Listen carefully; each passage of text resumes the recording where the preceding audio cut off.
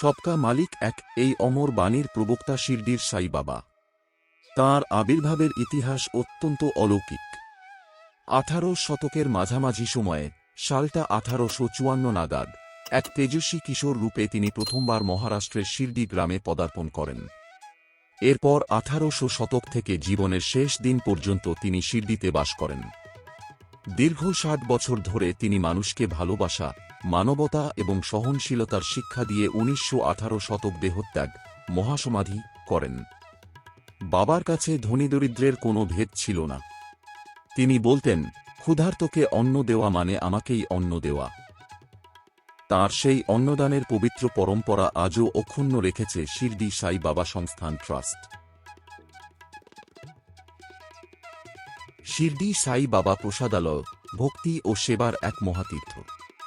শিরডিতে আসা লক্ষ লক্ষ ভক্তের কাছে সাই বাবার দর্শনের পর সবচেয়ে পবিত্র অভিজ্ঞতা হল প্রসাদ গ্রহণ। শিরডি সাই বাবা সংস্থান ট্রাস্ট পরিচালিত এই প্রসাদালয়টি বিশ্বের অন্যতম বৃহত্তম এবং আধুনিক মেগা কিচেন হিসেবে পরিচিত। এশিয়ার অন্যতম বৃহৎ সোলার কিচেন। শিরডি প্রসাদালয়ের সবচেয়ে বড় বৈশিষ্ট্য হল এর পরিবেশ বান্ধব রান্না পদ্ধতি। এখানে রান্নার সিংহভাগ কাজ সম্পন্ন হয় সৌরশক্তির সওয়ার এনার্জি মাধ্যমে। বিশাল বিশাল সোলার ডিশের সাহায্যে সূর্যের তাপকে ঘনীভূত করে বাষ্প স্টিম তৈরি করা হয়, যা দিয়ে প্রতিদিন হাজার হাজার মানুষের খাবার রান্না হয়। সাই বাবার আদর্শ ছিল সবাইকে অন্নদান করা, নামমাত্র মূল্য এবং বিনামূল্যে সেবা। সাই বাবা সংস্থান ট্রাস্টের বর্তমান নিয়ম অনুযায়ী ভক্তদের সেবায় এখন এক বৈপ্লবিক পরিবর্তন আনা হয়েছে।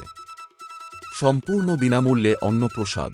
বর্তমানে প্রসাদালয়ে সকাল 10টা থেকে রাত 10টা পর্যন্ত ভক্তদের জন্য সম্পূর্ণ বিনামূল্যে অন্নপ্রসাদের ব্যবস্থা থাকে। তবে ভক্তের সংখ্যা বা ভিড় বাড়লে ট্রাস্ট এই সময়সীমা আরও বাড়িয়ে দেয়, যাতে কোনো ভক্তই প্রসাদ থেকে বঞ্চিত না হন। ফ্রি কুপন সংগ্রহ। সমাধি মন্দির দর্শন করে বেরোনোর পথেই ভক্তদের জন্য বিনামূল্যে প্রসাদ গ্রহণের কুপন বিতরণের বিশেষ কাউন্টার রয়েছে। মন্দির থেকেই এই কুপন সংগ্রহ করে প্রসাদালয়ে যেতে হয়। বিশেষ প্রসাদ ব্যবস্থা। 50 টাকার কুপন।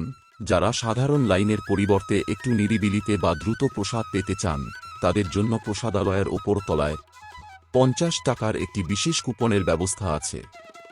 তবে মনে রাখবেন, প্রসাদ বা খাবার একই থাকে, কেবল এখানে অতিরিক্ত হিসেবে 2টি পাঁপড় এবং কিছু বাড়তি সুবিধা দেওয়া হয়। বিশালাকার ডাইনিং হল। এখানে মূল প্রসাদালয় ভবনটি অত্যন্ত সুপরিকল্পিত। এর মূল ডাইনিং হলে একসাথে প্রায় 5500 জন ভক্ত বসে প্রসাদ গ্রহণ করতে পারেন। প্রতিদিন গড়ে প্রায় 40,000 থেকে 50,000 মানুষ এখানে অন্নপ্রসাদ পান। বিশেষ উৎসব বা ছুটির দিনে এই সংখ্যা 1 লক্ষ ছাড়িয়ে যায়। প্রসাদের মেনু ও মান। প্রসাদে সাধারণত থাকে ডাল, ভাত, রুটি, একটি সবজি এবং একটি মিষ্টি, সাধারণত লাড্ডু বা হালুয়া। খাবারের গুণমান এবং পরিচ্ছন্নতার বিষয়ে ট্রাস্ট অত্যন্ত কঠোর। পরিচ্ছন্নতা। স্বয়ংক্রিয় মেশিনে সবজি কাটা থেকে শুরু করে থালা বাসন ধোয়া পর্যন্ত সবকিছুই অত্যন্ত হাইজেনিকভাবে করা হয়। স্বাদ। মশলা কম হলেও এই প্রসাদের স্বাদ অতুলনীয়, যা ভক্তদের মনে প্রশান্তি দেয়।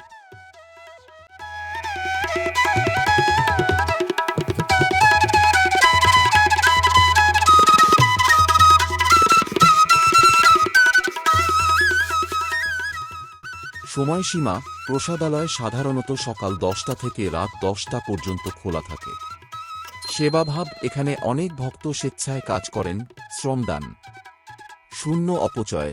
প্রসাদালয়ে খাবার নষ্ট না করার জন্য ভক্তদের বিশেষভাবে অনুরোধ করা হয়।